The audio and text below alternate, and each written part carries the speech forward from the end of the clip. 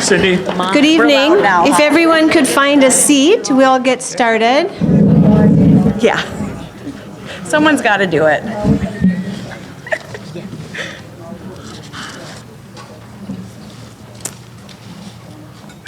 So good evening. I am Jackie Bubolz, President of the Detroit Lakes Regional Chamber of Commerce, and pleased to welcome you to tonight's candidate forum on behalf of the Chamber, the Isaac Walton League, and the League of Women Voters. Monday, we heard from the school board candidates, and if you missed that, it was recorded and will be played on TV3. You can also follow the Facebook page Lakes Area League and Friends to receive information about the showing of that forum as well as tonight's forum.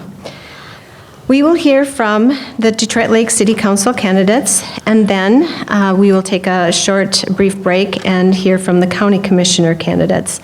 Sharon Sinclair will again moderate the questions for tonight's forum.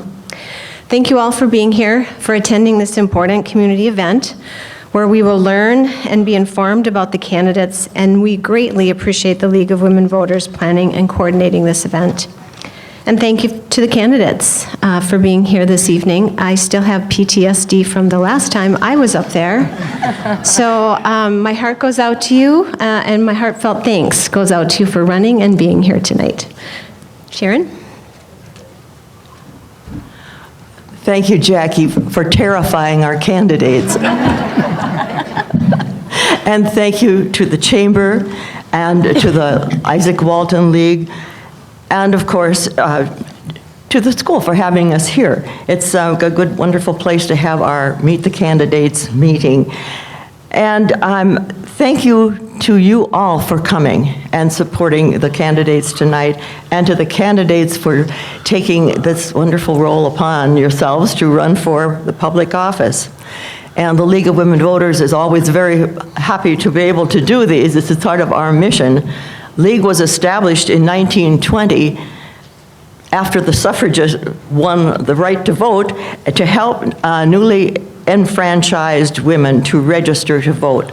And that has been our mission, to be a nonprofit, nonpartisan organization that is open to membership from men and women.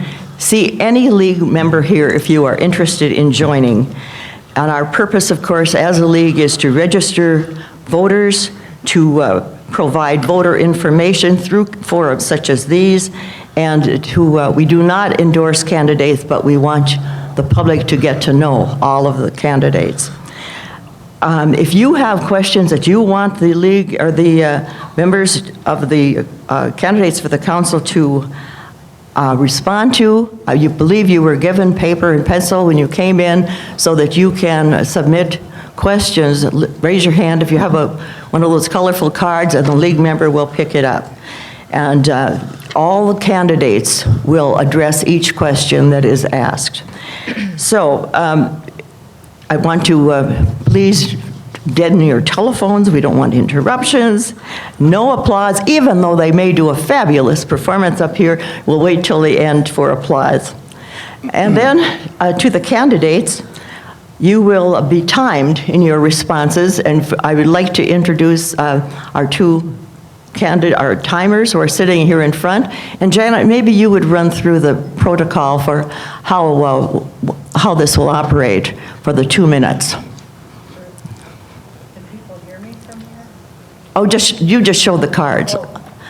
That's your 30 seconds. When you're 30 seconds left. We have 2 timers so that we double check.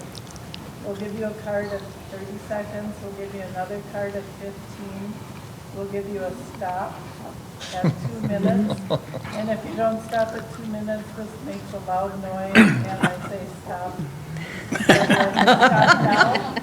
And we hope that that's the end of it, because I really don't want to come up and have to turn your microphone on. And she will. All right, thank you for that's such an important job. Just because you can speak for 2 minutes doesn't mean you have to speak for 2 minutes if you don't want to speak that long on a question. All right, we will begin tonight. We're going to start because our mayor is here, but he is running unopposed for his office. So Matt Brink will have as much time as he wants to talk to the questions that will probably be more along his line, and then he gets to be excused and go and listen to everybody else answer questions. So, Matt, if you please. Okay, thank you. As was mentioned, my name is Matt Brink. I'm a lifelong resident of Detroit Lakes. I had some surgery this summer, and my throat has been messed up ever since, so if I'm speaking kind of hoarse, that's my excuse. I'm married to Mary. Again, I was a lifelong resident of Detroit Lakes. I'm one of the owners of RE/MAX Lakes Region Real Estate, along with 2 other partners. I'm the managing broker there, and I manage 14 real estate agents. And in addition to that, my other job is the mayor of Detroit Lakes. I was on the city council for 18 years prior to becoming mayor, and during that time, I think I served on every possible committee on the city council, as well as the Development Authority, the Public Utilities Commission, the Detroit Lakes Housing and Redevelopment Authority, and as I said, every subcommittee of the council.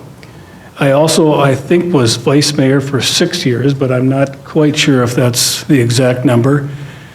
And then I ran for mayor, and I've been mayor of Detroit Lakes for 16 years. So that's kind of my bio, and I'll turn it back to Sharon.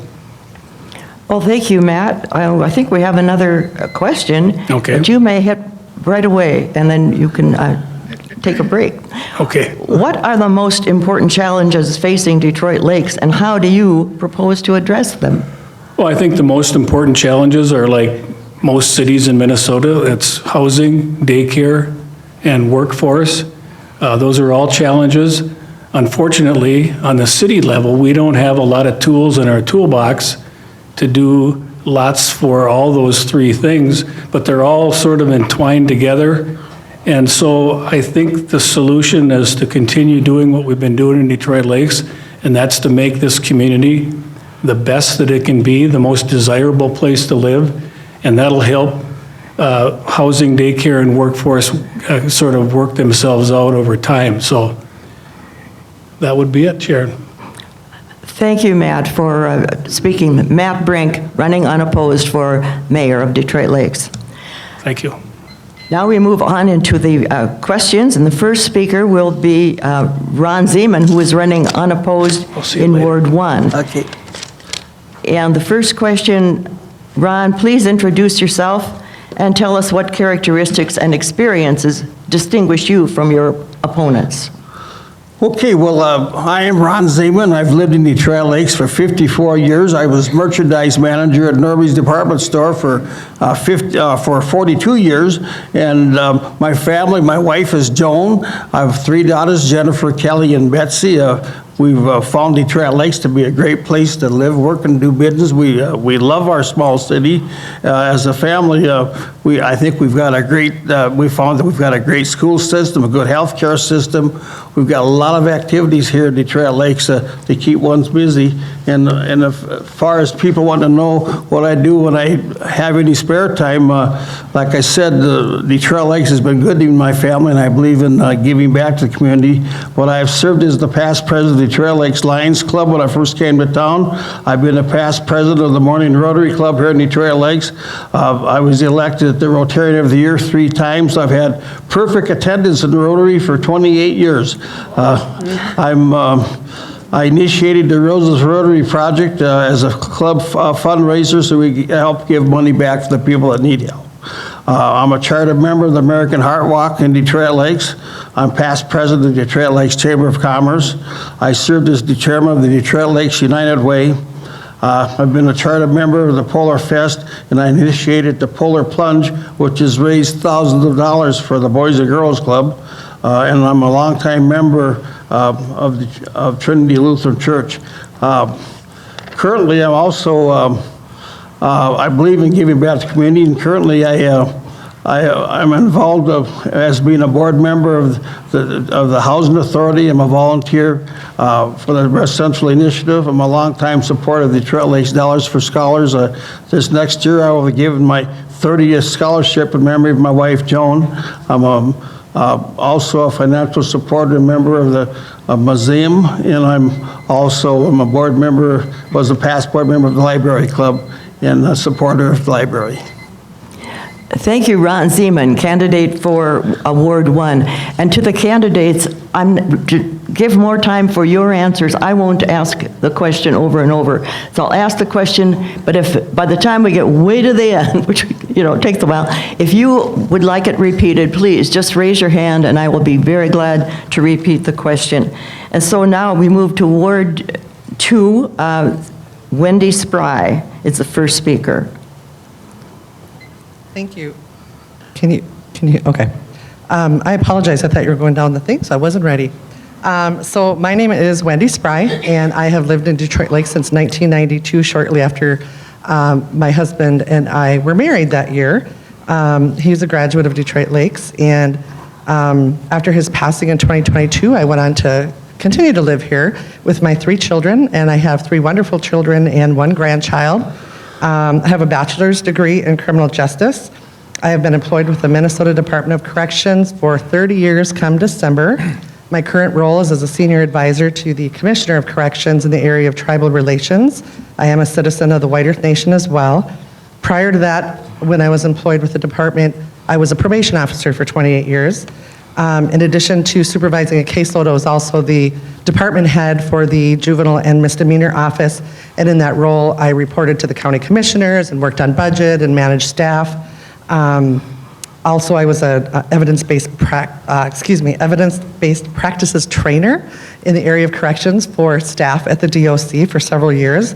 I've been active in the community. I've been a member of Holy Rosary Church since the mid-1990s after we moved here. I was a member of Noon Rotary for several years.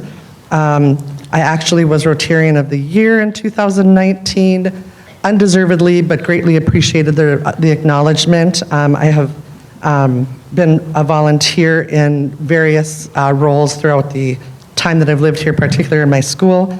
I've been a foster care provider. I'm currently a licensed respite care provider. Fun fact, at the age of 55, I performed in my first and only, not going to do it again, play.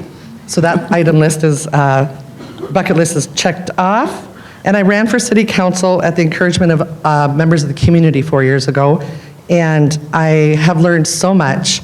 And this time I'm running because I really believe I have something to offer. Thank you. Thank you, Wendy Spry. Margot Ibarra, a candidate for Ward 2. Okay. Hi. Okay, so my name is Marga. Let me pull this closer.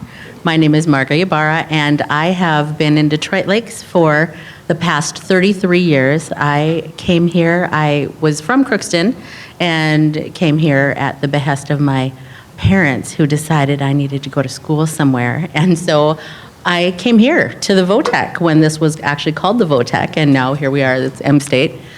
So this is certainly brings back some memories. I came here and I really thought that I wasn't going to stay here that long, and here we are 33 years later and I am still here.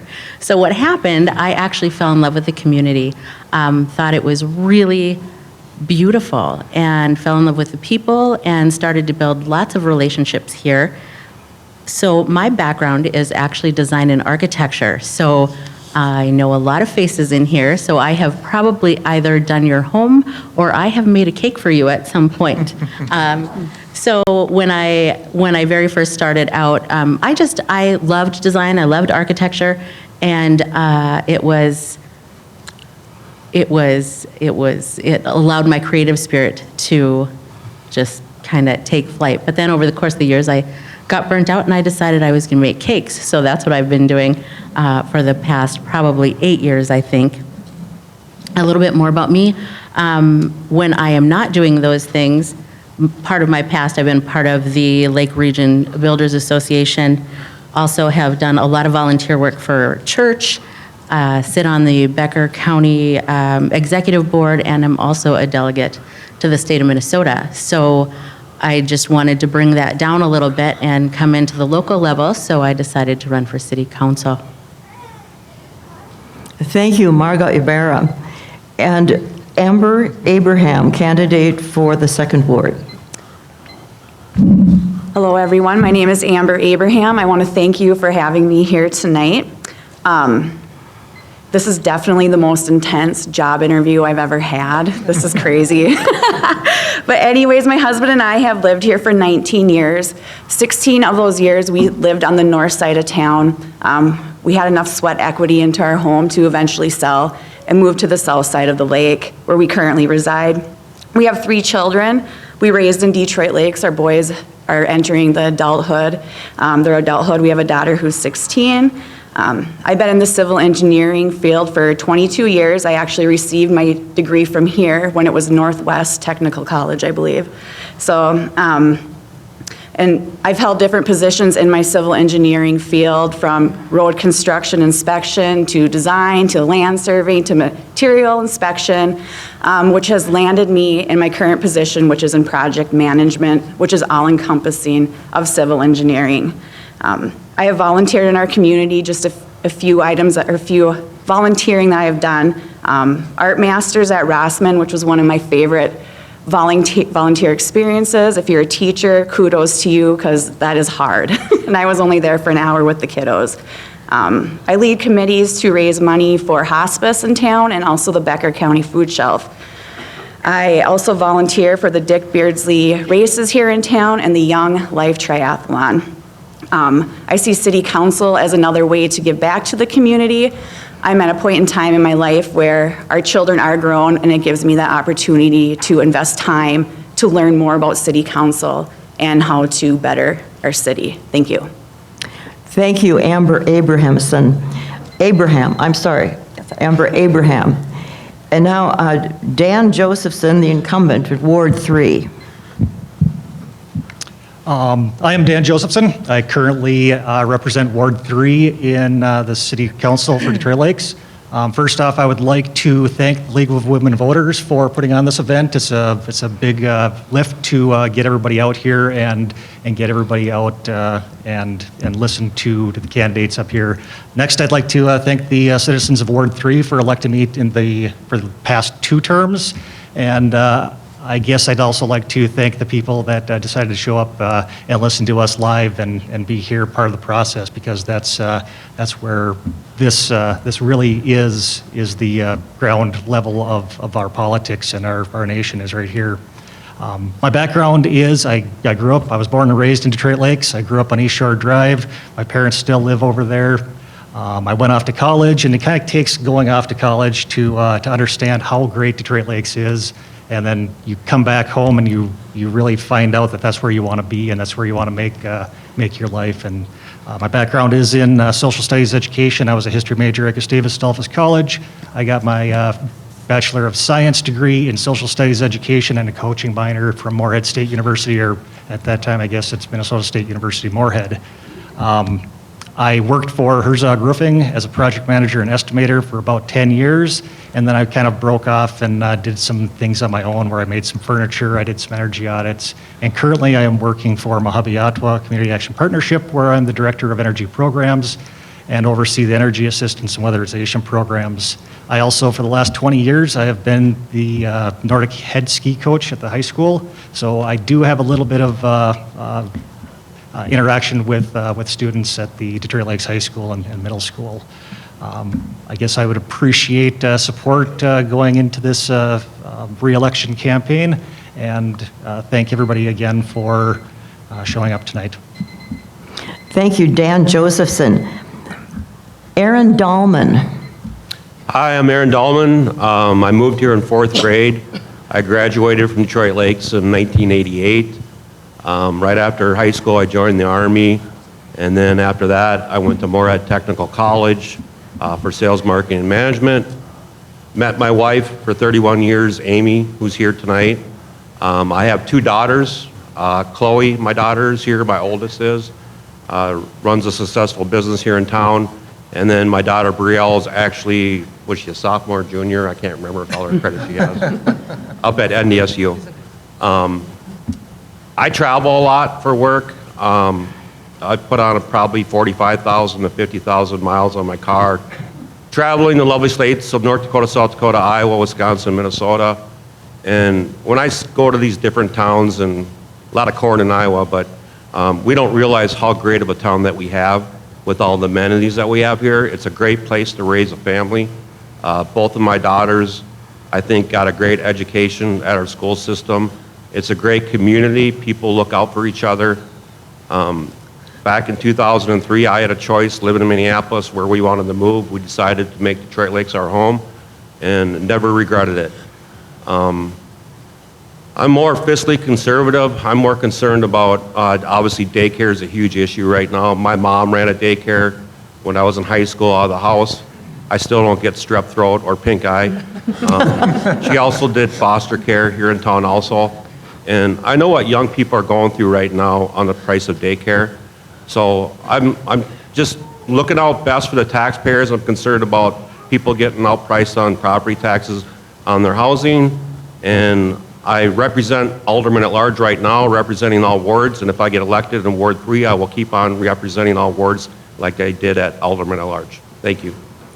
Thank you, Aaron Dahlman, candidate for Ward 3. And for candidate at large, Craig Caulfield. All right. Well, first of all, thank you to the League of Women Voters and M-State for hosting this. I appreciate it. My name is Craig Caulfield. I've lived here for 63 years. Married my high school sweetheart, Mary Beth Malberg. That'd be Del and Muriel Malberg's daughter. And I ran or helped run a successful business, Caulfield Studio, for 38 years. It's still going. In fact, my daughter and son-in-law have taken it over, and they're celebrating 63 years in business, so it's pretty fun.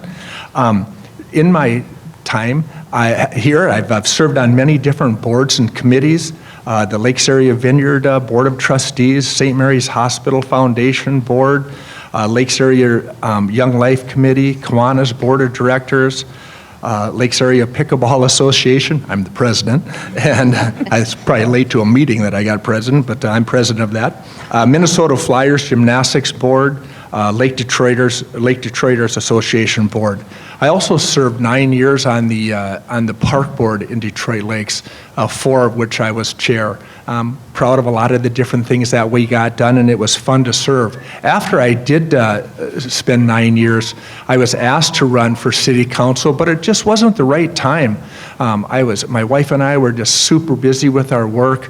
I had two young kids, and it just didn't feel right. So I decided not to. So I've been spending the last 2 years attending many city meetings. I've attended every different committee that's possible. In fact, when I'd walk into the Public Works Committee at 7 o'clock in the morning, they'd look at me like, "What are you doing here, Craig?" But it was fun. It was just interesting to get to know what's going on. So I'm confident that with the knowledge and the experience that I've gained through all those meetings, that I could hit the ground running. Thank you. Thank you, Craig Caulfield. Lindsay Cooksey, running for candidate at large. Well, hello, I am Lindsay Cooksey, and public speaking is not my forte, so bear with me, folks, because I am so nervous I'm sweating. I have lived here for 15 years. I came from Hillsborough, North Dakota, where I grew up, born and raised. My father, Chuck Spicer, is here supporting me. When I came to Detroit Lakes, I knew this was my home. I felt it. I was asked by the Regis Corporation to be a manager here, and I've done hair for 18 years, and for 11 of the years, I have had a very successful running business. I have an amazing family, 2 little boys, Knox and Banks, that are 5 and almost 3, that give me a run for my money every day. My husband, Brian Cooksey, he is also a volunteer firefighter here in Detroit Lakes for 6.5 years. And it was brought to my attention over 4 years ago when the pandemic happened, and I was very vocal on social media about my beliefs and how I felt, that I was told I should run for this. And I thought, well, if other people can do it, why can't I? I'm just like all of you. And here I am, putting myself out there. I'm like the Energizer Bunny. I never stop. I don't even know how I manage my life, but I do. And this now has become a passion. In the last couple months of putting my application in, I have been to several budget meetings, city council meetings, you name it, and I have learned so much. And with that, I'm putting myself out there. I want to be a positive impact for this community, and I want what's best because our children are our future at the end of the day, and that is what I want. Thank you, Lindsay Cooksey. The next question, the first speaker will be incumbent of Ward 2, Wendy Spry. What are the most important challenges facing Detroit Lakes, and how do you propose to address them? Thank you. I forgot to say thank you, too, for holding this. I have to kind of echo, what you've all heard already around housing, childcare, workforce, and how do you respond to those things? Well, clearly we cannot set prices for houses or what it costs to build a home or whatever multifamily residence. But as council members, we can set policy and we can create ordinances that make sense, that both draw developers in as well as make it feasible and possible for people to own a home in our city, because we do have an amazing city. I'm really nervous. This city has just been really, really good to us, and my kids were raised here, and we were surrounded by this community for so many years, and I want that for them. I want them to have home ownership. I don't want them to struggle with the cost of just living. And so those are the things I think are the challenges. Again, what we can do as city council people is setting those policies. I think, I said those three things, but I go back to strategic and thoughtful planning for the future.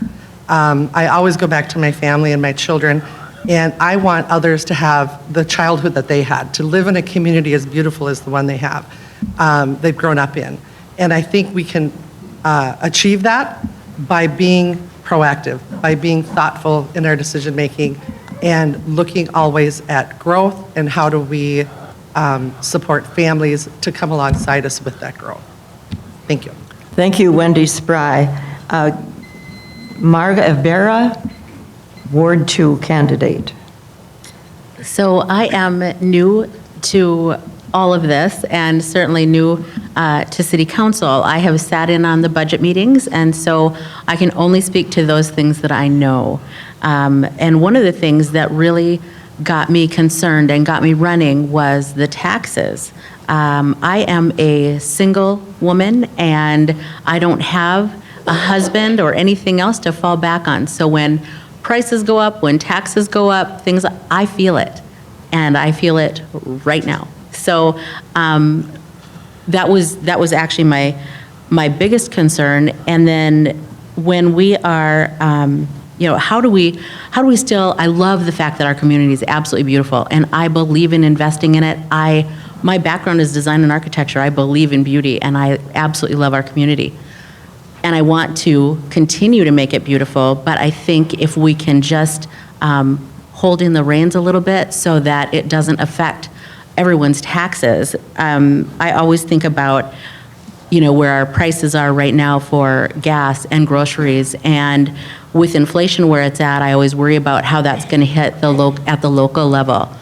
So if we can try and shelter people here in our community from some of those higher prices and higher taxes and things that are coming down the pipeline, we'll be able to weather those a little bit better. So when those storms come, we'll be able to take care of that. The other concern is always, for me, when we're looking at housing, and Grandma's been living in her house for 60 years, and then we get other people that come in and they build, and they're building multi-million-dollar homes. How do we still protect Grandma from losing her home? So taxes are certainly a major concern for me.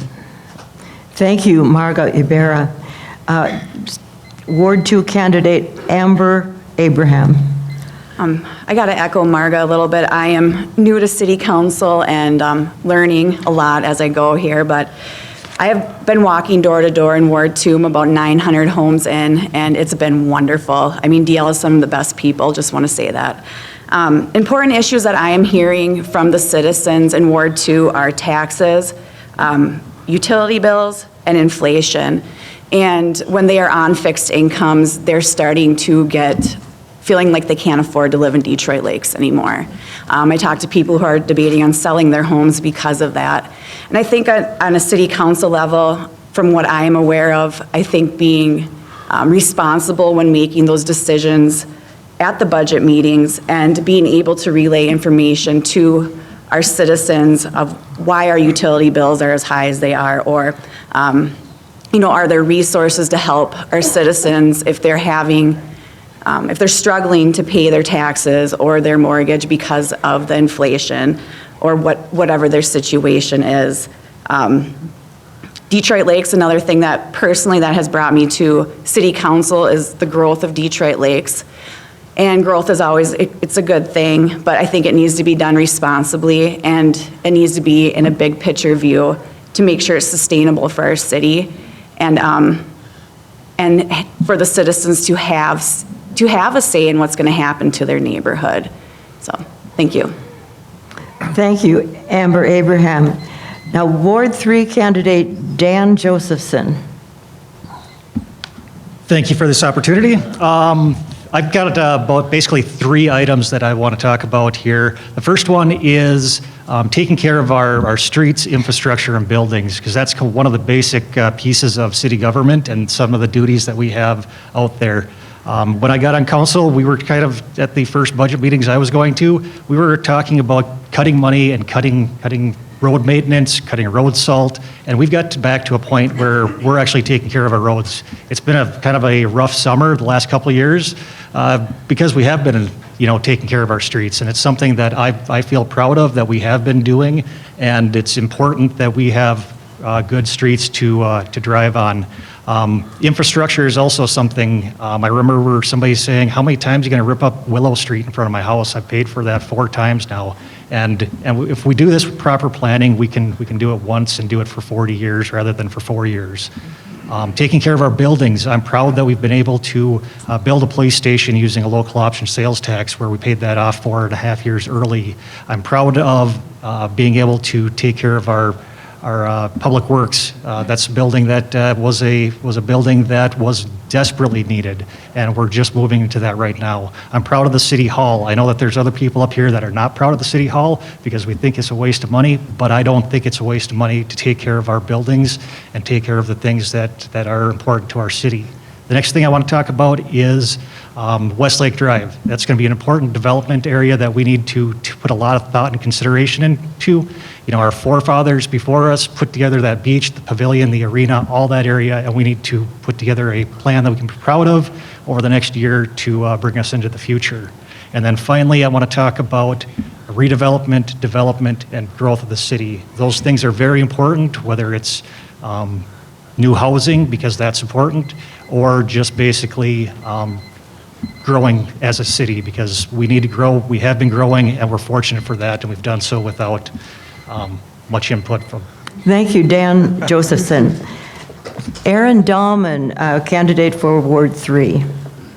One of my biggest concerns is in city government is public safety. You got to have good law enforcement, and you got to have good first responders.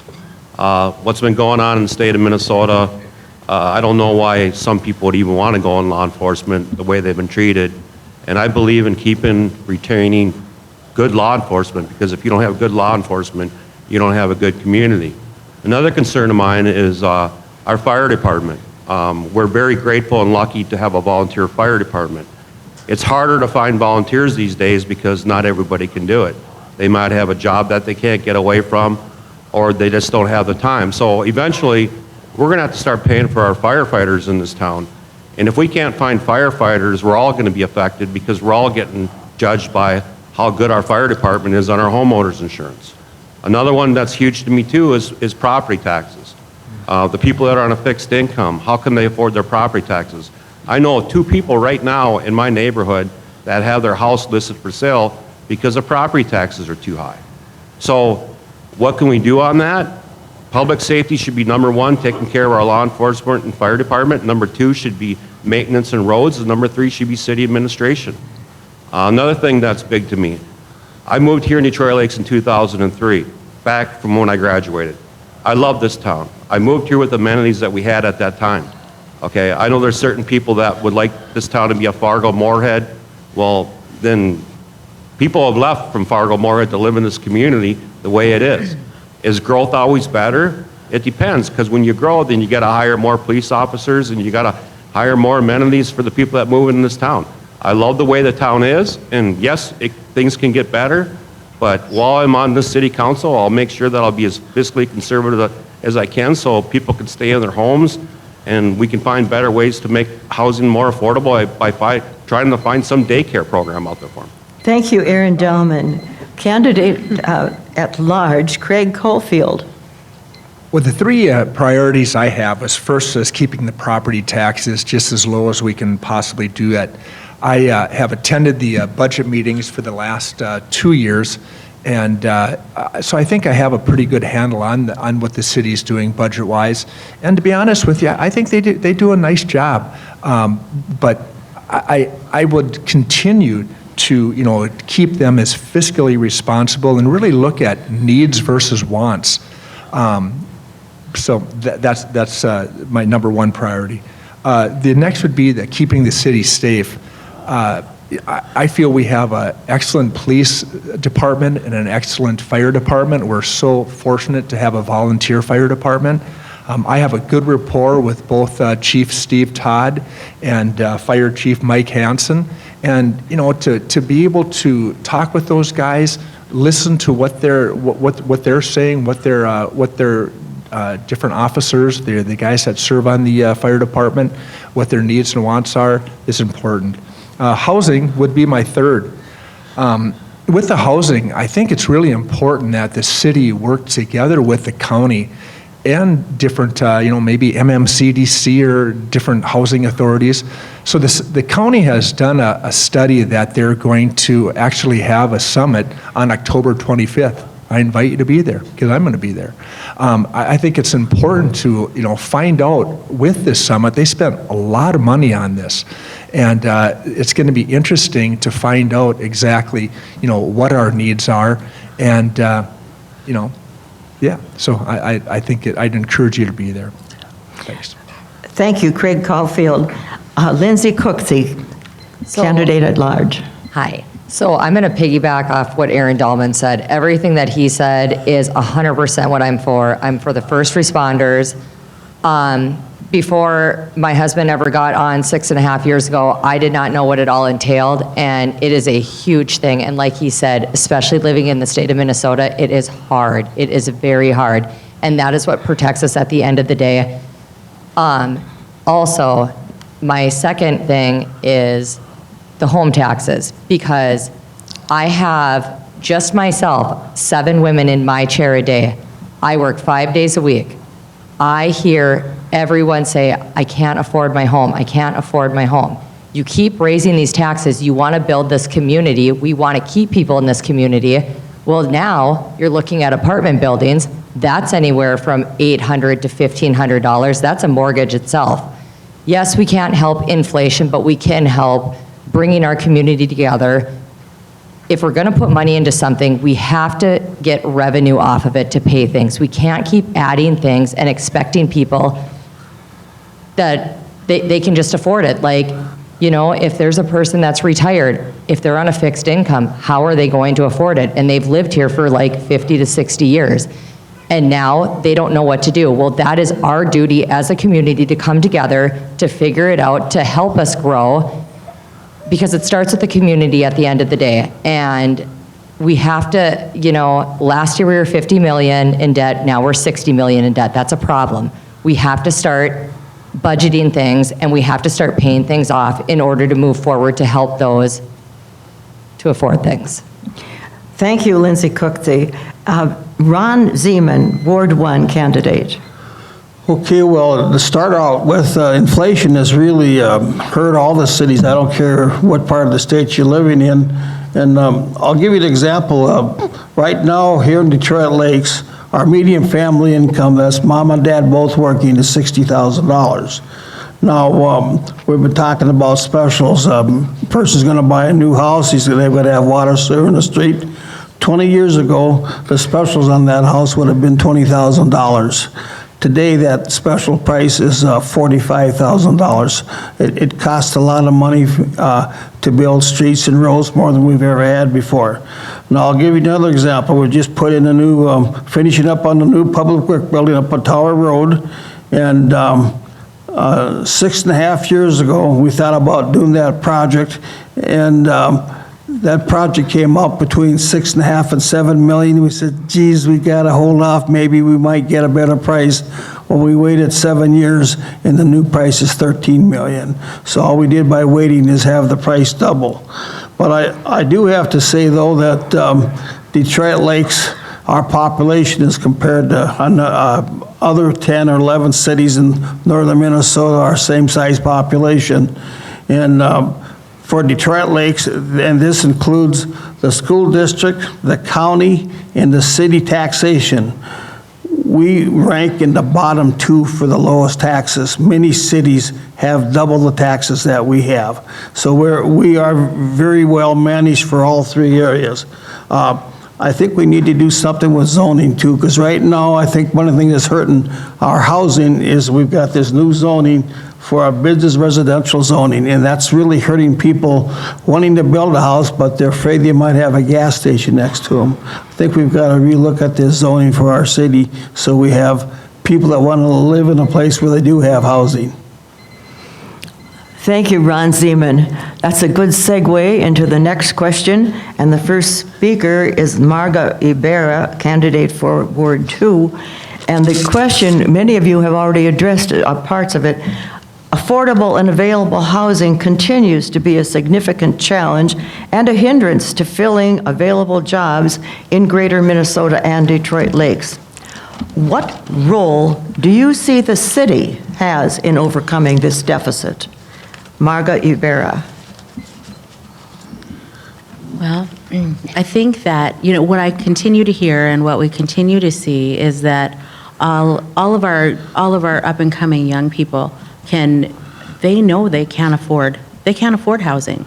So, and when we look at rents in some of these new apartments, things like that, some of these rents are starting off at $1,500, $2,000 a month. How are they going to afford this? So, and then we look at jobs, and I'm sorry, I'm really nervous tonight. And again, we have to go back to the taxes and try and get those lowered, try and find, I am not doing well. I'm sorry. I'm losing track. What role do you see the city has in overcoming this deficit? Give me one second here, I'm sorry.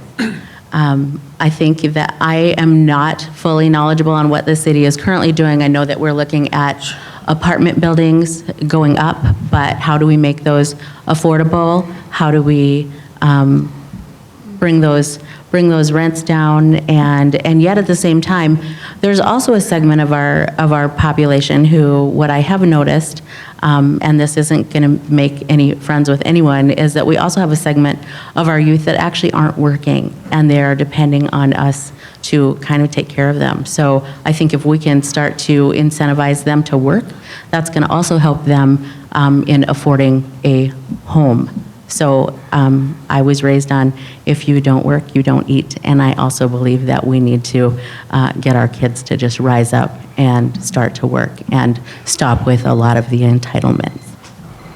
Thank you, Marga Ibarra. Ward 2 candidate, Amber Abraham. So this is something that I have thought about actually quite a bit. With our boys just going into their adult years, neither one of them is actually paying rent. I told them to save their money to not rent, because you don't want to be stuck in that cycle. You want to save money for a home that you want to own.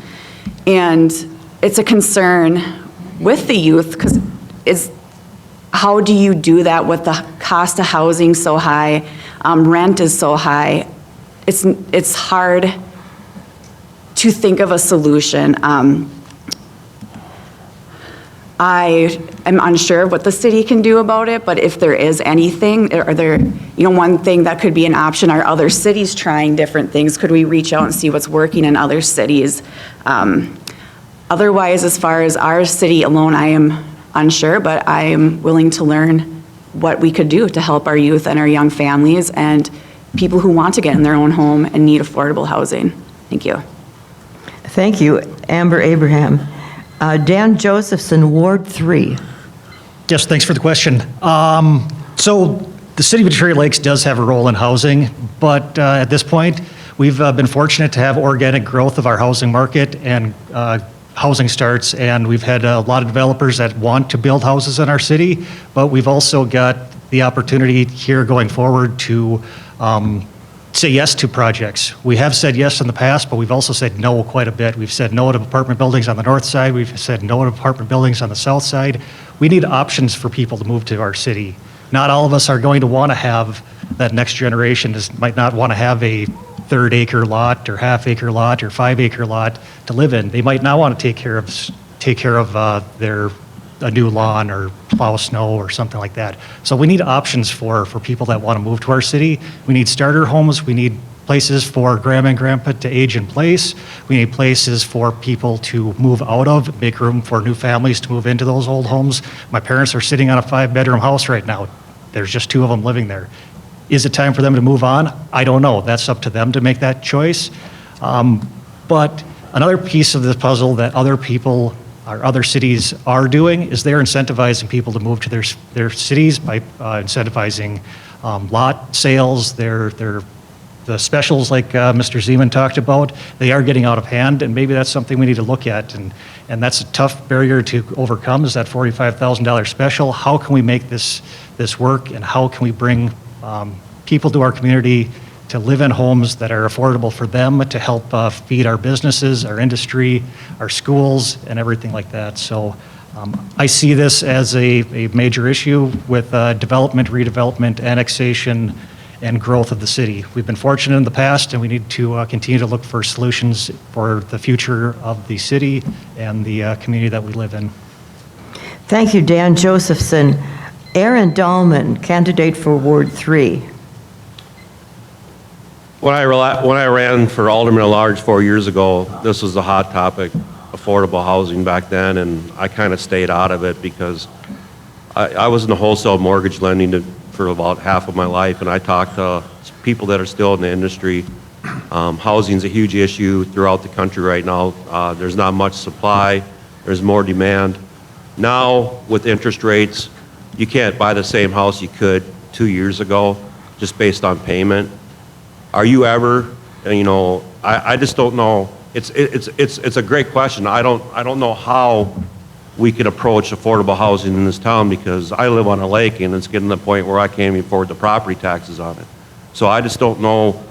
The only things I can think of is maybe coming up with some programs to make it more affordable to live in this town.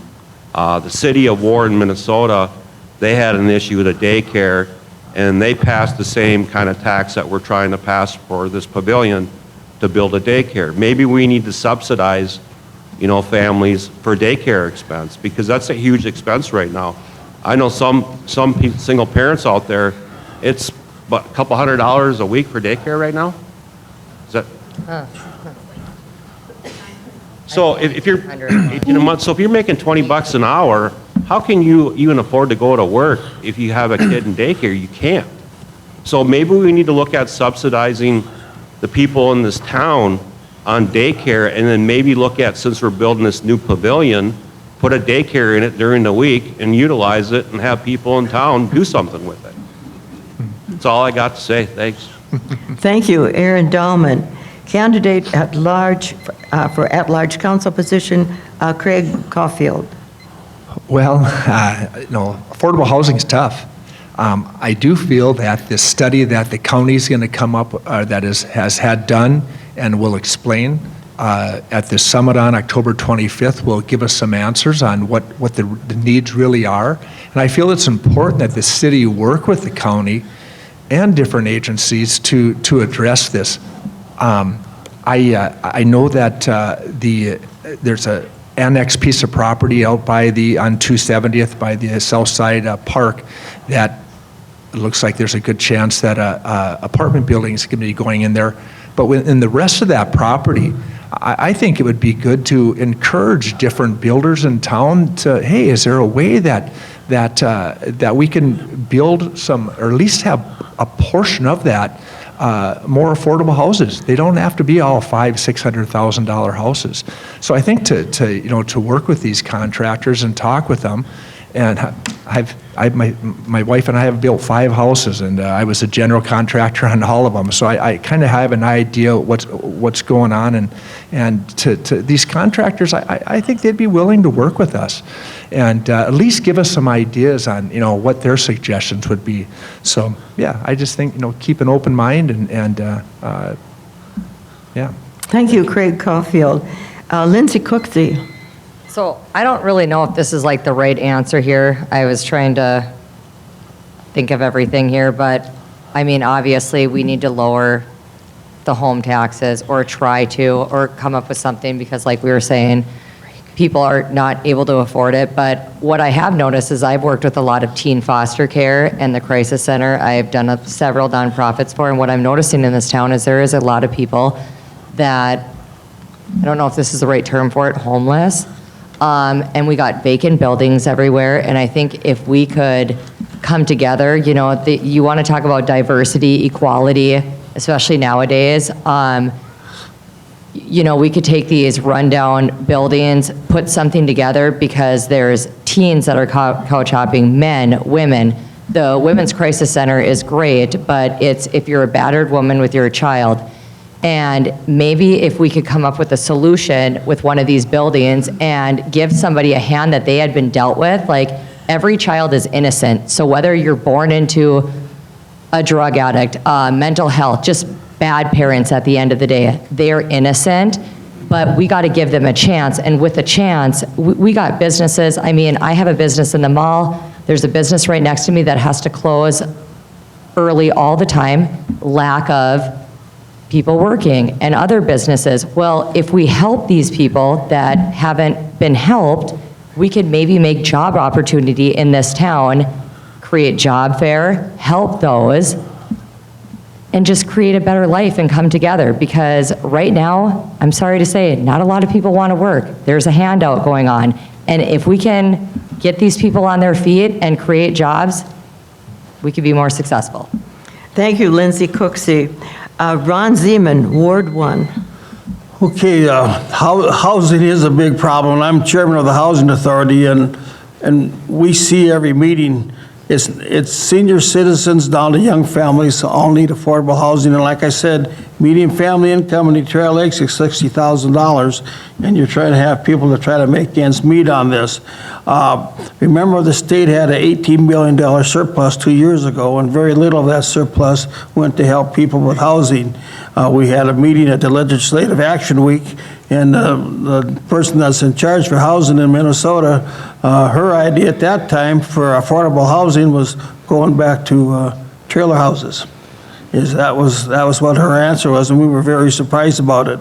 Now, we are going to have a housing study here coming up on October 25th at the DLCC. Everybody's invited. It starts at 8 o'clock, and that study was paid for by the Housing Authority and the Development Authority of Detroit Lakes. None of it came from Becker County, and it's going to be a 465-page review of our housing needs for Detroit Lakes.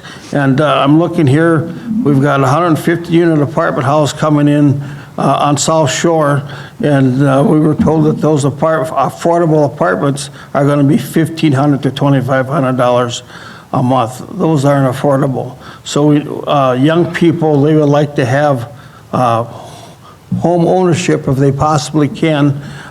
Some cities in Minnesota are using TIF dollars to help for 5 years or 10 years to help people with down payments and that sort of assistance. But we have to find something, because right now the cost for most people of even renting an apartment is impossible, let alone trying to buy a house. Thank you, Ron Zeman. Wendy Spry, Ward 2 candidate. Thank you. I And I don't know what more I can add. Everyone had such really great answers and put a lot of thought into it. And I have thought about this a lot as well. One of the things I know as a city council we have done a couple of years ago was support the HRA in a program that they can assist young families with a down payment. And they're not required to pay that back to the HRA unless and until they sell their home. So that's one little thing we've done to promote that.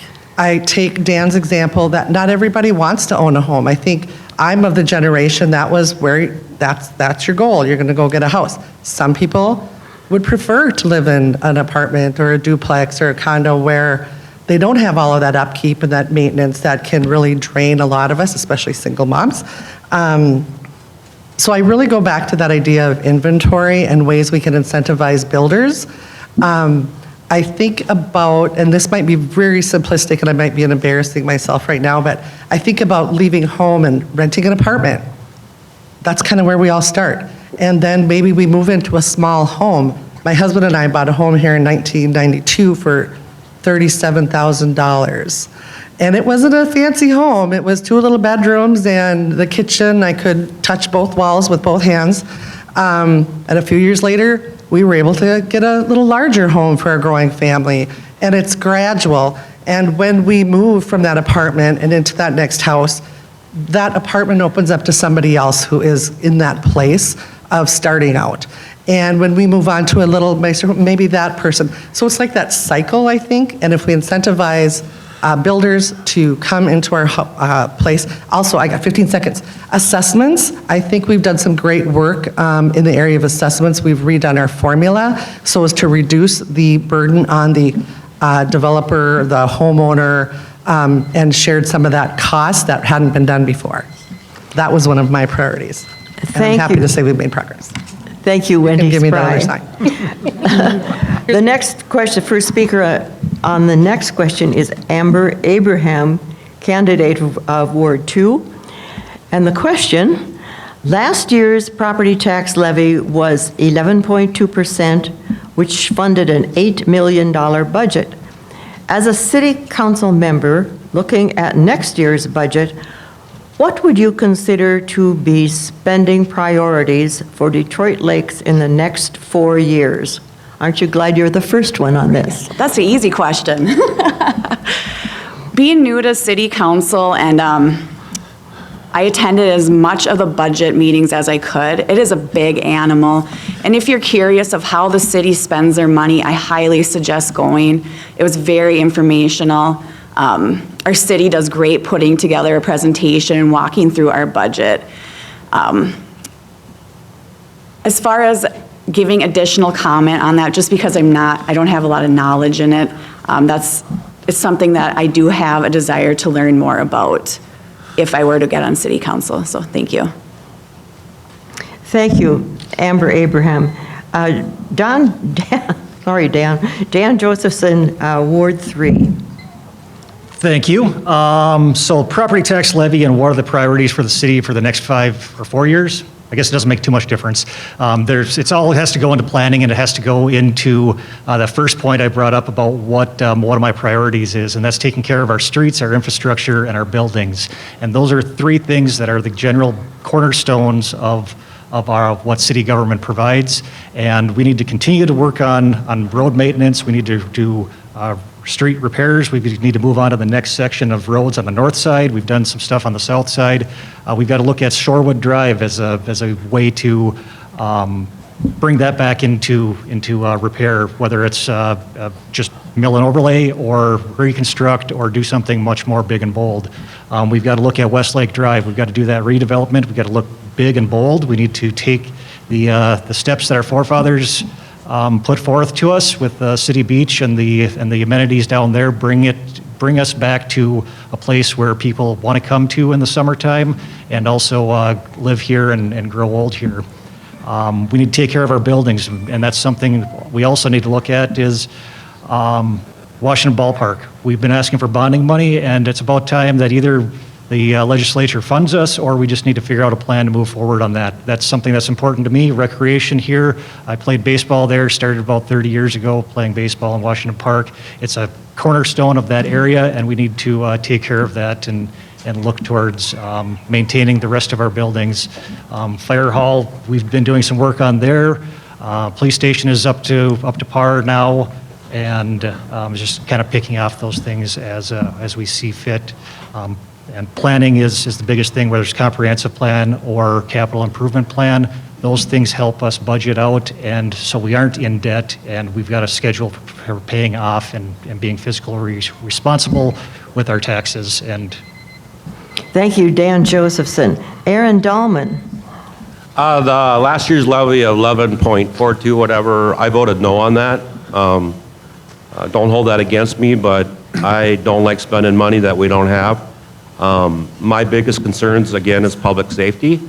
We're looking at about an 8.5% levy increase this year. I'm going to vote yes on it because it's funding our police. You got to pay for your law enforcement. It's hard to get good qualified law enforcement people in your community. And then two, you know, again, I'm going to stress that fire department. It's going to get to the point where you're not going to get any volunteers anymore. So we got to look at that. You got to look forward on this. What can possibly happen to this town? And then two, I'm with Dan, keeping our city streets and our buildings up to date. And then three, the city administration. But without good law enforcement, without good fire departments, what kind of community are you? And everybody likes to live in a safe town, and I think we're blessed to have that right here in Detroit Lakes. Thank you. Thank you, Aaron Dahlman. Craig Caulfield. Oh, well, first of all, I think, keeping the streets and the water sewer, I know there's spots in Detroit Lakes after going to these different meetings that, are suffering, and they need to, be proactive on keeping those streets and water and sewer infrastructure, replacing it, keep it working. Supporting the police and fire department, again, like Aaron said, it's, if we don't have a safe community, we just don't have anything. So to support those guys and gals, it's just super important that we do that. Westlake Drive, I'm really excited about Westlake Drive being redone. I think the Westlake Drive that has been done from Legion out to the bowling alley, with all that problems they had getting that taken care of, now that it's done, it is just fantastic. It's so fun watching all these different people enjoying it. I think by narrowing that road has slowed down the traffic considerably, and I drive it multiple times a day, and it's just fun. I love that. The last thing, so the Westlake Drive between the Legion and the Pavilion was done about 65 years ago. I'm looking forward to having it ready for the next 65 years. And I just think there's some neat things the city can do with that. The last thing is the ballpark. Oh, we are so blessed to have that cool ballpark. I had a friend of mine that played pro baseball come and visit me this summer, and he was like, I can't believe you guys have a ballpark right in the middle of Detroit. That is so cool. If I've got to buy 30 gallons of paint and a spray gun and spray that thing myself, I'm going to do it. It just makes me cringe every time I drive by that. Dale's better than that, so it needs to be done. Thank you, Craig Caulfield. Lindsay Cooksey. Okay, first off, I need Aaron Dahlman to speak every time before me because you're saying everything that I'm actually thinking, so thank you. You took the words out. I have been to several of the budget meetings myself, and I used to think one thing, and before I started going to all these meetings, my mind has changed on things.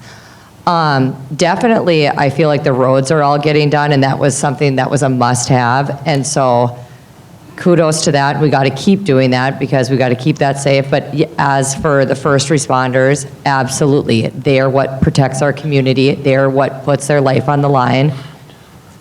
So that speaking, the ball field, I am married to a ball player that actually almost pitched for the Minnesota Twins. So baseball is a huge thing, and he actually played for the Angels here and helped coach. Now, the budget that I have heard with the numbers doesn't really make a lot of sense to me. It isn't back in the day. You don't see the crowd that's there now. We have to put money into something that we're going to make money off of, else we're just going to keep going into debt. But we do need to invest in our kids. Baseball is a great thing, but I do think that we need to look at the budget and look at the numbers, because the numbers are what's going to make things go up and down. And also, go to the baseball games. I invite the crowd to, because it isn't what it used to be. I wish it was. It is fun, but you don't see what it used to be. So if you put all this money into something and you're not gaining anything out of it, we're losing once again. Thank you, Lindsay Cooksey. Ron Zeman, Ward 1. Okay, there's a lot of things to talk about, and right off the bat, we talk about public safety, and right now to hire a new police officer with benefits and everything and equipment is between $120,000 to $130,000 a year for a new officer. And right now we could use another police officer, but wasn't in the budget for this year. Well, that'll be coming up very soon, probably next year. We had a little help this year because the legislature gave us some money for new officers, but that's just a one-year fix on that. Also, we're talking about water and sewer. Well, we're going to have a brand-new water tower put in here this next spring, and that's a $8.5 million expense, but it's needed. We need to have water to get on the south side of town, so we're going to be working on that. Like we talked about was this ballpark. We had that thing passed. We had everybody going to vote for it. Then the governor called off the bonding that year, and project was at $2.5 million. Now it's up to $3.5 million. So every time we wait a year, 2 years, the price just keeps going up. We had a lot of people that weren't happy when we did the city hall and the public works and the police station. But the fact is, those buildings were worn out. We've got so much wear on those. We had to replace them. And I'm one that drives up and down Highway 10 from Moorhead down to St. Cloud, because that's where my daughter lives. And I see a lot of towns I will want to live in because of what they've done. They haven't done any fixing up. And when you don't do any fixing up for 5, 10, 15 years, you never get caught up. And you see that. We're keeping up with things. We're doing it the best we can, but the cost of inflation has made a big difference for everybody, and we'll continue trying to find out ways. We are working on Westlake Drive, and hopefully we'll get some federal and state grants to help pay for that Westlake Drive, because it does take a lot of money, and we work on Westlake Drive along with the county. Thank you, Ron Zeman. Wendy Spry, Ward 2 candidate. Thank you. So as far as spending priorities, I always go back to infrastructure, and a large part of that includes public safety. And working for corrections in the criminal justice system for the last 30 years, I think I have a pretty good lens into public safety. I honor and respect our police officers, our firemen. One thing we were able to do this year when we were having problems with getting officers even interested in working for us and retaining officers, we needed to look at our pay scale and be a little more competitive. And so we were able to do that, but we did it thoughtfully and strategically so that it doesn't make a huge impact on tax base. But as has been mentioned here, we were also relying on some public safety money to help, buffer that a little bit. So we'll have some tough decisions moving forward, but we were able to make that happen. I supported it 100%, talked with administrators, how can we do these things, and let them run with it, because our city staff is pretty incredible, and they're knowledgeable, and they're creative, and they're always looking for ways to be fiscally responsible. They don't play with our tax money. Things cost money. We've had to make tough decisions. I think Public Works hasn't had more than one new employee in the last 17 years. They came to budget and wanted to add an employee. Look how many new parks we have. Look how many new streets. We weren't able to do it, but city staff is spending time. It's like, we're not going to jump into this, and we're supporting that, and that's our role. We don't do the work. We're here to support the city staff and the citizens of our community and make decisions and make policies so that those things can move forward. So infrastructure, public safety, we've got some beautiful buildings. We've got lots and lots of equipment that we need to do the work that the city does for everybody, and they take money, and we need to be creative in continuing to take care of all that. Thank you, Wendy Spry. Marga Ibarra. Well, first off, thank you for being gracious with that last question. I was super nervous, but I think hopefully I've gotten it together. So anyway, I would agree with most of the things that have been said here for sure. Infrastructure is huge. When I very first came to the council, I had come because, you know, you always hear talk out there and everyone's like, oh, we need to change the council, we're mad at the council, we're frustrated with the council. After attending some of these budget meetings and some of the council meetings, this job is not an easy job, and I have a ton of respect for the people that are doing it. In terms of priorities, absolutely, infrastructure is huge. First responders, for sure, because if it's your house that's burning down, you want to make sure we have enough people hired. You want to make sure that we have good working trucks and that they're not run down and that they're all working properly. I was shocked, I have to admit, when I was at budget meetings and I heard some of the prices on some of these things, but it makes sense. They have all of these bells and whistles, and believe me, when something's happening to your house, you want to make sure they do. If something else is happening and you need a policeman, guess what? We need to make sure that we have enough of those hired in our community so that you are well taken care of. There's always a difference between needs and wants, and so to prioritize and figure out what those things are. The wants, yes, we want the buildings, yes, we want the ballpark, we want the pavilion, we want, yes, but we also have to make sure that all these other things are taken care of first, that our budget is within means, because you cannot continue to rob from Peter to pay Paul if Peter doesn't have any more money. So we just need to make sure that we're taking care of some of those really critical things, and yes, let's do those buildings, let's maintain our buildings so that they don't deteriorate and become far more expensive for us to take care of later. Thank you, Marga Ibarra.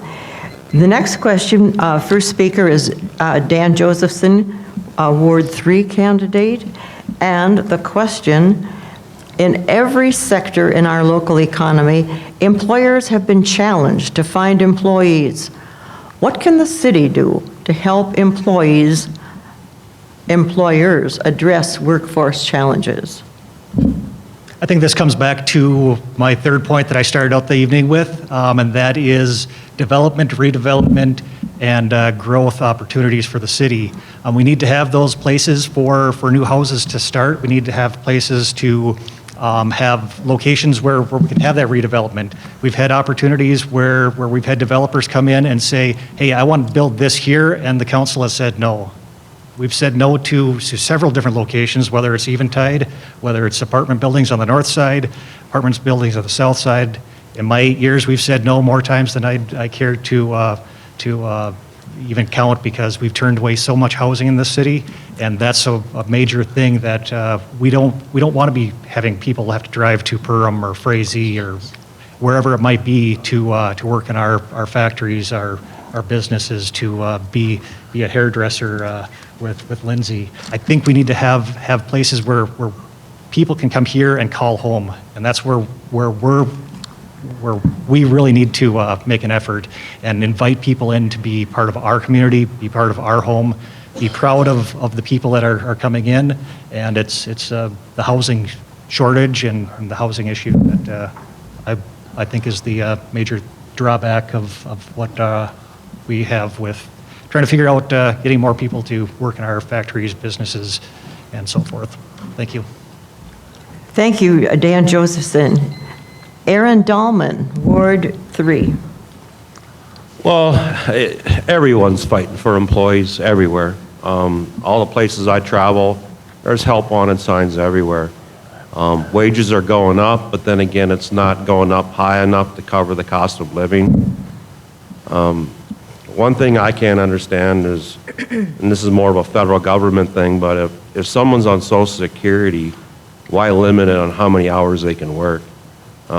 That's a great workforce out there that we could be utilizing more in different sectors in this town, but that's out of the local level. But you know, a lot of these college kids these days, they're borrowing more money than what they need to finance their education, so you're losing those people on the workforce. I remember my first job was at Evans Supermarket here in town, years ago, and back then, you were lucky to get a job. Now, it just seems like these younger generation is subsidizing their college education, and they're not in the workforce. And then two, you know, the greatest workforce out there is your senior citizens. So I think this is an issue everywhere. I don't have the right answer, but it's a tough question. It is. It's everywhere. Everywhere you go, you see help wanted signs. It's just getting from the fact that if you're making $20 an hour and you have a kid, you can't afford to go in the workforce. You just can't. So we got to look at other ways to, like this whole daycare thing. It's a huge problem. A huge problem. I got 2 grandkids. We try to help out as much as we can, and so does the other family. But I just don't know how people can do it financially, raising a family right now. So whoever's got the answer. Thank you, Aaron Dahlman. Craig Caulfield. Oh, boy. I think, first of all, housing for these different employees is important, and hopefully the county summit on October 25th will give us a little bit of a better idea of how to maybe tackle that. I think Detroit Lakes has done a really good job in making it a fun place to live. With the community center and Detroit Mountain and just all of, the beach and all of the different things, people like living here. And so I think the city's done a good job there. Probably the biggest thing I think is daycare. In fact, my little 4.5-year-old or 4.5-month-old little granddaughter was making the peeps, and she's no longer here. She wanted to be held by her grandpa. I know she did. But if Detroit Lakes can get a handle on the daycare situation, that frees up a lot of different young people to be able to go into the workforce. And I've got some ideas. I've talked to Josh Oming. He's the principal at the high school. They have a program at the high school right now that certifies young people to be able to open daycares. And that's a 400-hour process, but they have that. But the thing is, these young people don't own homes. They don't, for them to set up a daycare. So I'm wondering if there's a way that the city could work with the county or just work with other entities and figure out. In fact, I have a good idea, and I've talked to some people, but I'm going to tease you with it. But there's a spot right on Roosevelt where the Public Works building is right now. That's going to be vacant in 2 weeks. That whole block could be the most perfect place to put a daycare center. And I've got to stop, but think about that. Thank you, Craig Caulfield. Lindsay Cooksey.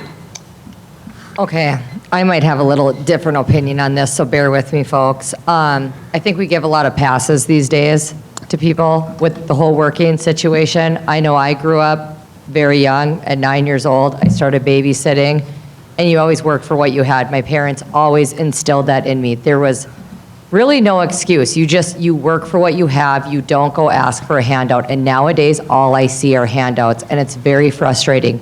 But I do agree with everybody talking about the daycare situation, because I do have 2 young little boys, and it is hard. And it's hard to get them in somewhere where you trust all that. But it comes down to the pay, like how much, you got to make money to pay your bills. And now affordable housing is not affordable anymore. But if we got to increase something here, because there's too many people that can sit and live off the government.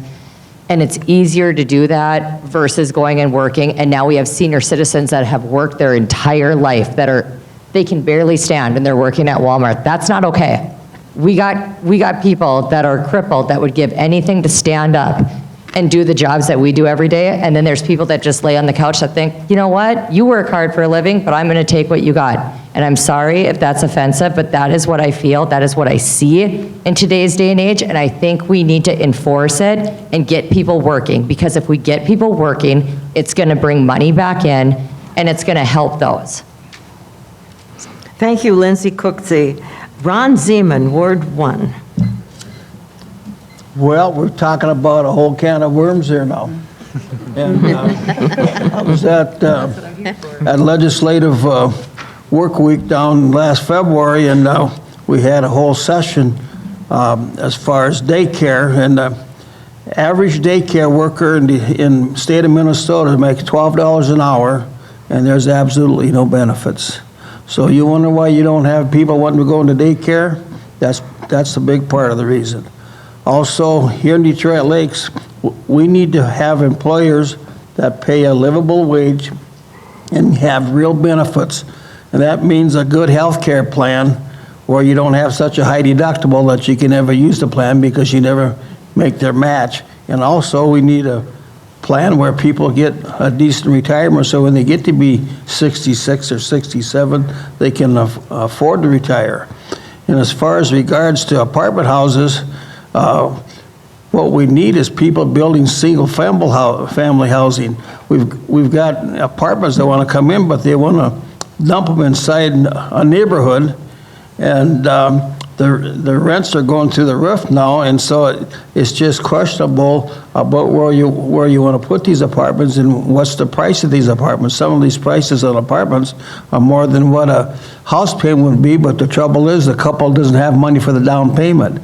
Actually, their house payment and rental payment would be the same, but there's no money for a down payment. So that's the big crutch, is trying to help these people that want to go into housing try to find down payments. And if we can solve that question, we'll make a lot of people happy. But it is a problem, and daycare is a big problem because of the pay scale.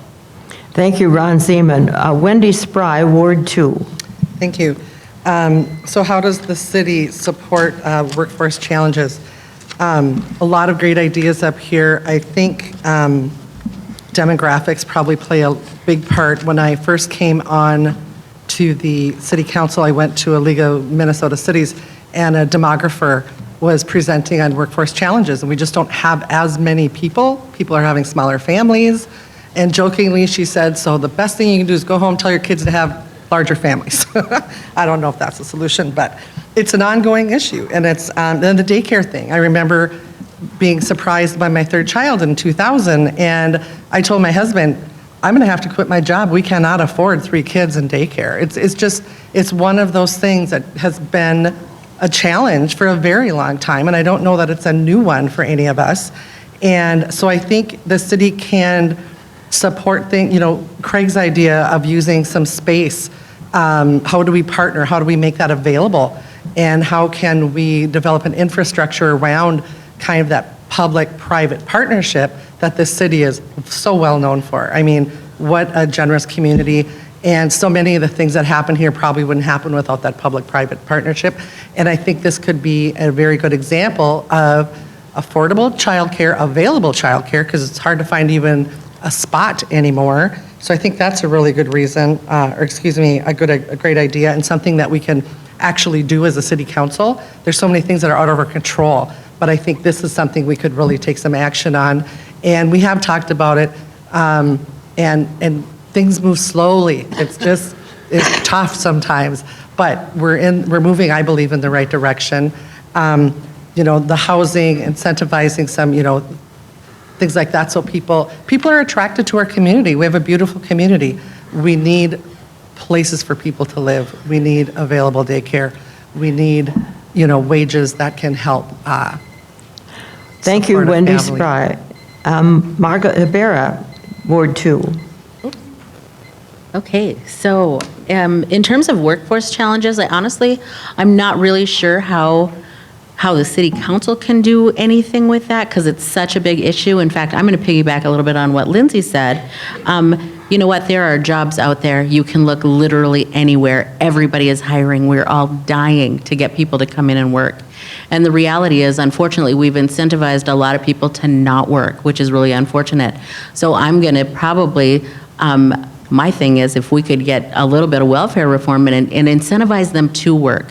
One of the things that I noticed that happened, a friend of mine is a general manager for a big company, and he said what we've done was actually kind of a mistake. We incentivized them to work by raising the wages. However, in raising the wages, it didn't give them any better workers. All it did was make the product that you're purchasing that much more expensive because they're paying all this money over here. And that is not okay. We have to figure out a way to get these people to work because they want to work.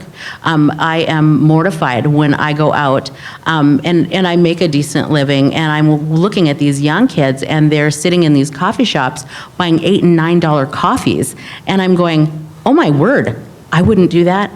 But I see it day in and day out. There's some kind of a disconnect on the value of work and money and what it buys. So we really need to start getting some of these people to actually want to work. It starts at the top. So so I think it unfortunately it's kind of a federal thing, and we have to start talking about that and writing legislation to kind of work on our welfare system and incentivize people to work, to want to work. Thank you, Marga Ibarra. Amber Abraham, Ward 2. There's been a lot of good discussion from everyone up here. I think this is a problem that's bigger than city council. I don't know what at city level we could do, but it's almost like it is all connected, the daycare, the housing costs, the wages, the inflation. It is a problem not in just Detroit Lakes, it's a problem all over. I know where I work, it's a great job, it pays well, great benefits.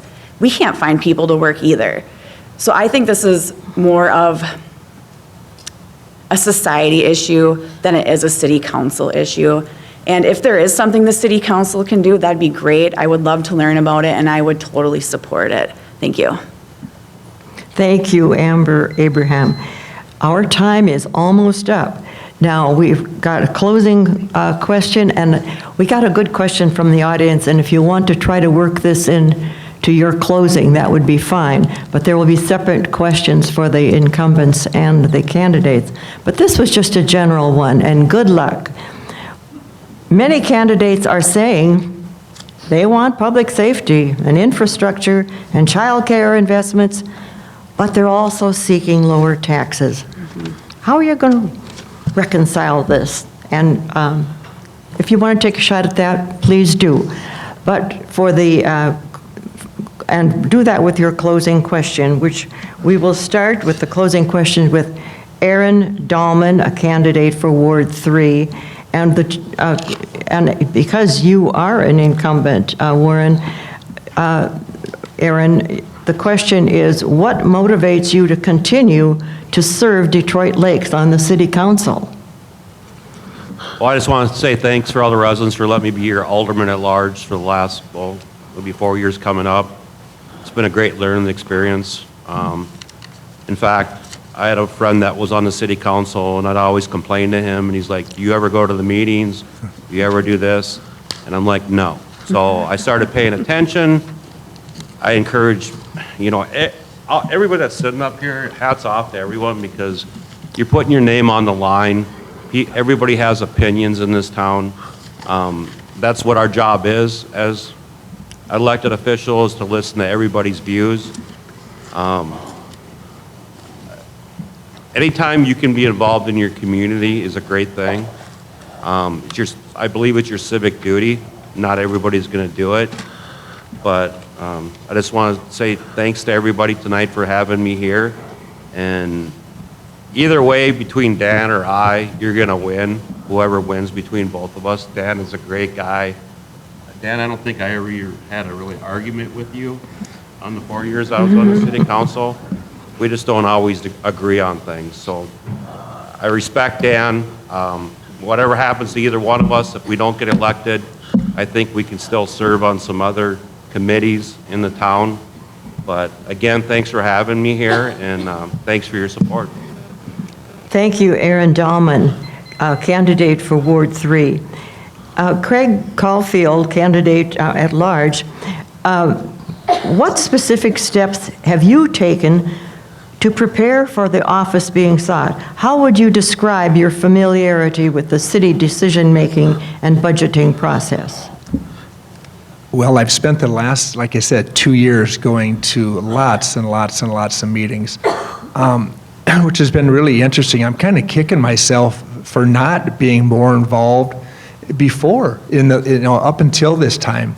But the last 2 years, I've gone to many city council meetings, but everybody thinks that, oh, you went to the city council meetings, that's where, that's the main meeting. Really, that isn't the main meeting. The different committees, all these different committees that's where the real discussion takes place. That's where, they're working out these problems. By the time it gets to the city council meeting, it's pretty much taken care of.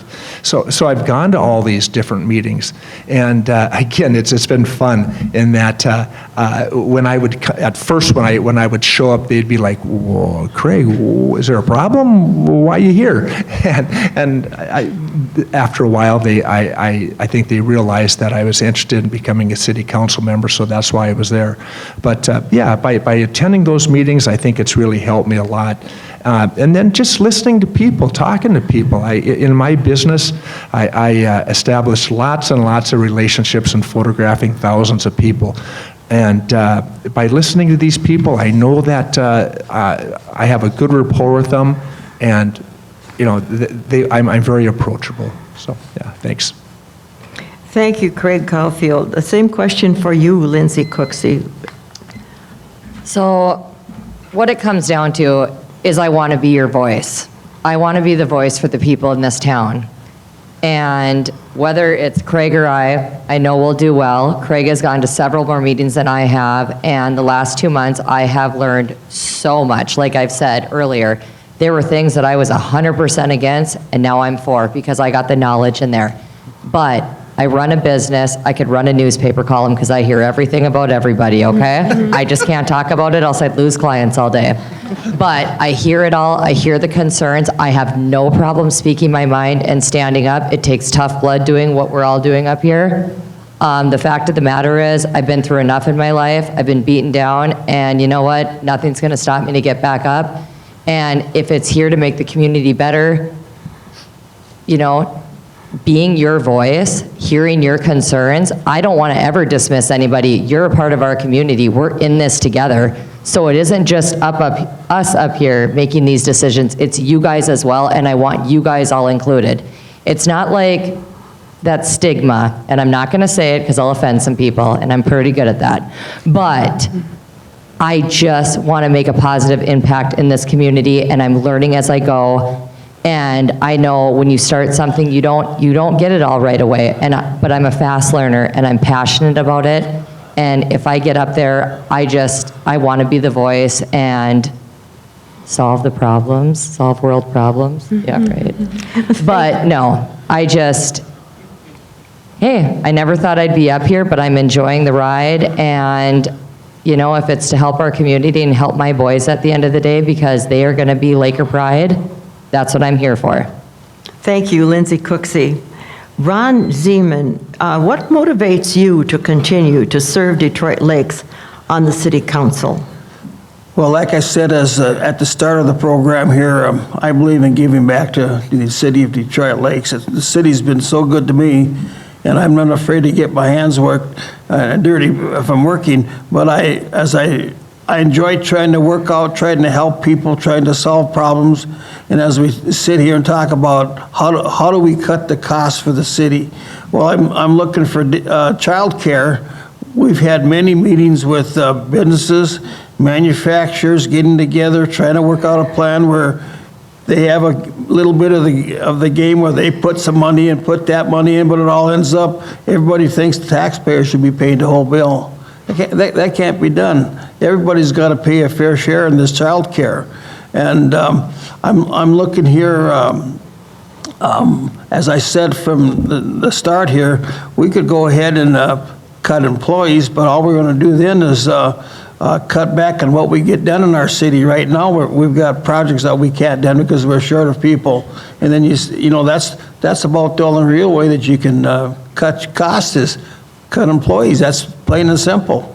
You could do that at the school too, get rid of 5 teachers. Well, hey, we solved the problem, but that doesn't work because those working jobs just keep going. You got things that keep adding up and things that have to get done on it. And like I said at the beginning, on 12 comparable cities our size here in Detroit Lakes, Detroit Lakes and Alexandria are the bottom two cities. That's total expense for the school, city, and the county. Our three entities are the lowest of all those. Some are double the size of what we are. So I think we're doing a good job, and I wish there was a magic wand, but trying to keep a city going and keeping it up, it does take money and it does take people to get those jobs done. Thank you, Ron Zeman. Wendy Spry, in Ward 2, what motivates you to continue to serve Detroit Lakes on the City Council? Thank you. I've thought about this answer or this question for a long time, and as far as my character, my heart is in servant leadership. I'm happiest when I'm giving of myself to my community, to my family, and I was really nervous about stepping into this realm, not sure that I had the gifts that it needed to do it well. And so what motivates me is 4 years of experience, really learning a lot. The first year or so, I was on my phone looking up words just because there were some new terms that I hadn't heard before, and I assured everyone I wasn't searching and surfing my phone. I was trying to learn. So what motivates me is to continue to do that work. I want to give back to this community that has supported me and my family and been just a beautiful place to live. I wasn't sure I wanted to move to DL in 1992, I'll be honest, but it's just been an absolute gift. What also motivates me is I've been told and I've come to believe that one of my strengths is my ability to hear, to see things from all sides and work towards a compromise and recognize that not everyone is going to be 100% happy with every outcome, but if we can meet in the middle, if we can do the best that we can, I think we've had a good day. And so my motivation continues to be just to be a servant, to give back, and use the knowledge that I've gained over the last 4 years to continue to do that. I'm going to come up in 15 seconds here, so I'm just going to end with, you all have some tough decisions to make. I'm listening to everybody tonight, and just a lot of people who want to serve, who have great ideas, who admit when we may not know the answer and have a great idea, but here willing to serve, and thank you for being part of this process. Thank you, Wendy Spry. Marga Ivera, what specific steps have you taken to prepare for the office being sought? How would you describe your familiarity with the city decision-making and budgeting process? So when I made the decision to run, then I started to attend some of the budget meetings, started reading some of the things online that were available so that I would kind of know what was going on, got myself up to speed on just even talking to people in the community, because we've been door knocking for the past, feels like a couple months, forever. But talking to the people in the community, so one of the things that I'm running on is your voice, your values. And unless I hear your voice, I am not going to be able to uphold your values.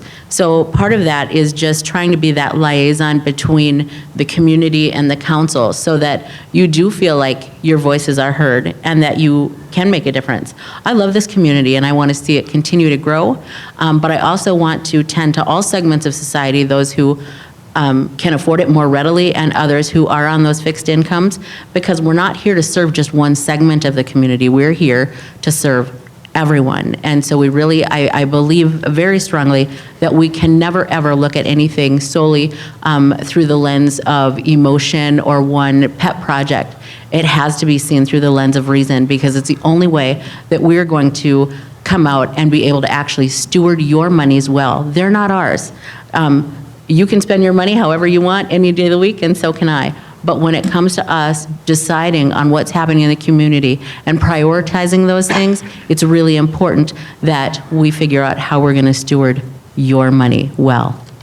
Thank you, Marga Ivera, candidate for Ward 2, and Amber Abraham, candidate for Ward 2. Same question. So what has driven me to want to run for city council is I have been advocating for my neighborhood on the south side of the lake for the last 2 years. It's no secret they've wanted to put commercial over there. First it was a gas station, then that led to creating this new zoning ordinance for commercial to be put in residential, and it led me to attending these meetings, and I felt like we weren't being heard as a neighborhood. We started going there with a large crowd of people saying, no, we don't want a gas station next to our home. Our homes are our largest asset. This is something that you work hard for. And I think that was disregarded by certain people. And it got to the point where, I mean, this has been dragging on for years. And towards the end, when they were discussing the apartment building by our home, which is 150-unit, 4-story apartment building, right across the street from my neighbors, it was just down to a few people, because we have just been beaten down by this for years. And my neighbors are selling their homes because of this. They're moving. We are a high-taxed area, and the consideration for us as citizens was disregarded. And in attending these meetings, I was able to observe how city council works. City council is a huge ship. You're not gonna learn it or know it right away starting. There are subcommittees, there's a lot to it, and I'm willing to learn. And I do, like Craig said, I do wish I would have got involved sooner. It's an important job that our city council does for our city, representing us, and I feel like we need to be big picture. We need to consider our citizens' opinions seriously. Thank you. Thank you, Amber Abraham. Dan Josephson, what motivates you to continue to serve Detroit Lakes on the City Council? First off, I'd like to thank everybody for showing up tonight. It is important to be informed, and it is important to show up, and this is where government happens, is when people show up. It's disappointing when you look out in the crowd at a city council meeting and the only people out there are city staff. It's much more exciting when we have those robust debates, whether it's something that Aaron and I might not agree on during a conversation during council meeting, but it seems like we get along and we're respectful, and that's what I appreciate about what we should be doing up here, and that's respectful, dedicated leadership to the city and the citizens that we serve.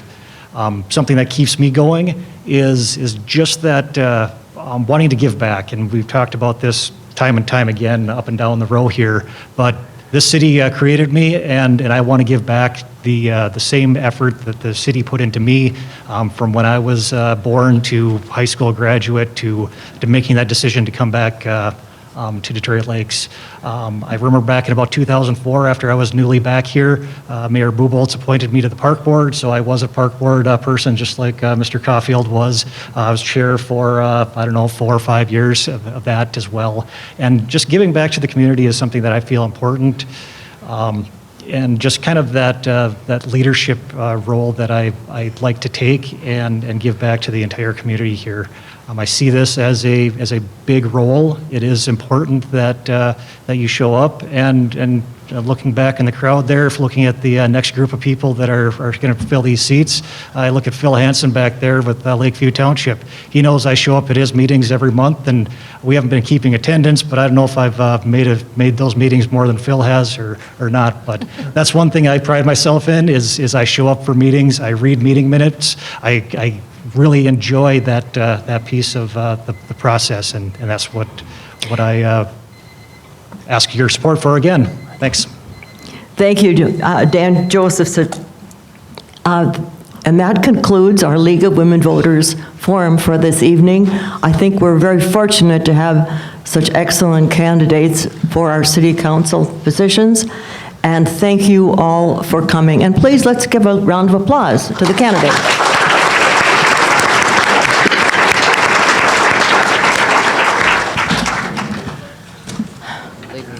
Ooh. Are you going to say about the next one, Kevin? Oh, go ahead. We have about 15 minutes for you to get up, circulate, grab some cookies and something to drink as we retool for the County Commissioner Forum starting at 7:30. Thank you. Here, put this back where you want it. Put that back where you want it. Oh,